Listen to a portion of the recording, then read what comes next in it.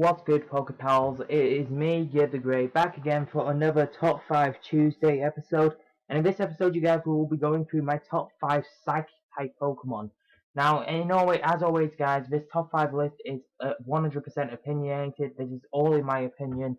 And these Pokemon are not just based off just stats or just design, but a combination of reasons that bring them each to their own.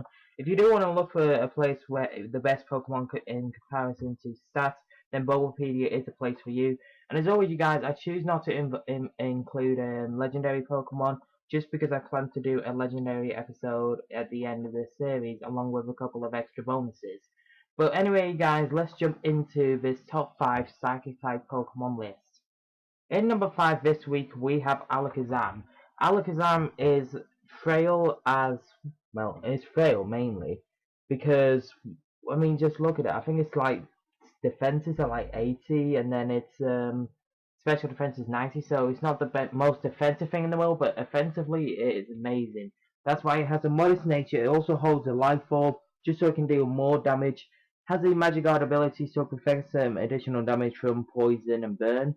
It also has movesets Shadow Ball, Psychic, Energy Ball, and Focus Blast. Shadow Ball can hit Ghost and Psychic types of his own. Psychic can hit Poison and Fighting types. Energy Ball can hit Water types, Rock types, Ground types. And then Focus Blast can hit Ice types, Dark types. So there's a whole lot of typings that Alakazam can deal with. Well, I think there's like in plus 10.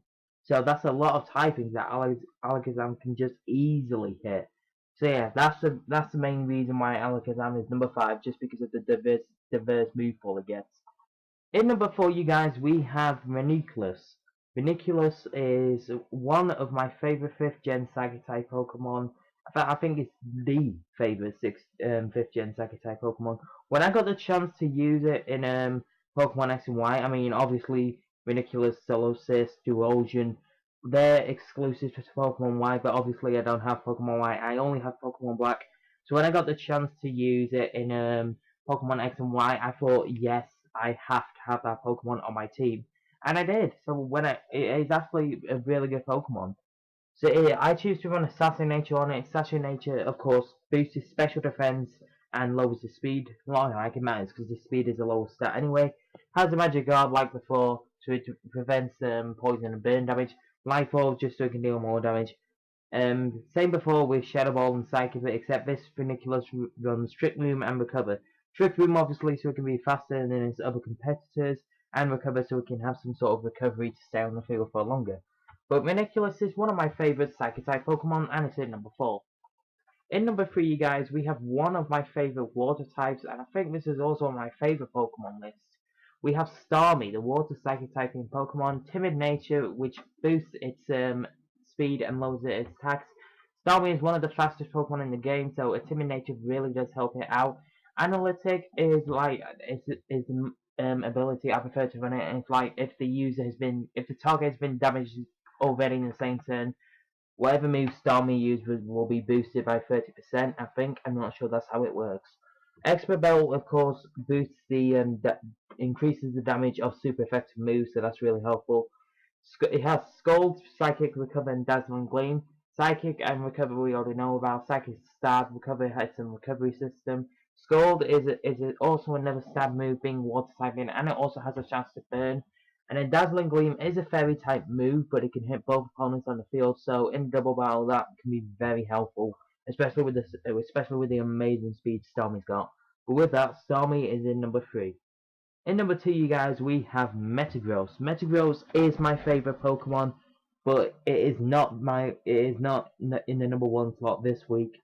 I will explain who is in the number 1 spot. I'm stuttering a lot, I know. I'll explain who is the number 1 spot after this, but you guys already know Metagross is my favorite Pokemon. Steel Psychic typing, Adamant Nature, has Clear Body, so its stats can't be lowered. Life Orb, just so it can deal more damage with that amazing moveset it has, which is Priority, Bullet Punch, Zen Headbutt, Earthquake, and Meteor Mash. Zen Headbutt does have the chance to miss, but it's a stab physical move. Earthquake, 100% power, 100% accuracy. You really don't need me to tell you this every week we see Earthquake. And Meteor Mash also has a chance to miss, but it can also get in attack increase, so that's really helpful on Metagross, who is number 2 this week. But in the number 1 spot this week for you guys, we have one of my favorite evolutions, and it is Espeon.